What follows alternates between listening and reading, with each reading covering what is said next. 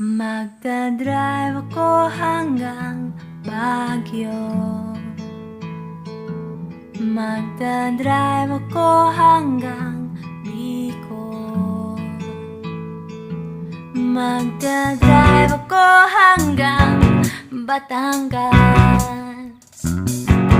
Tapos magsiswimming doon sa beach.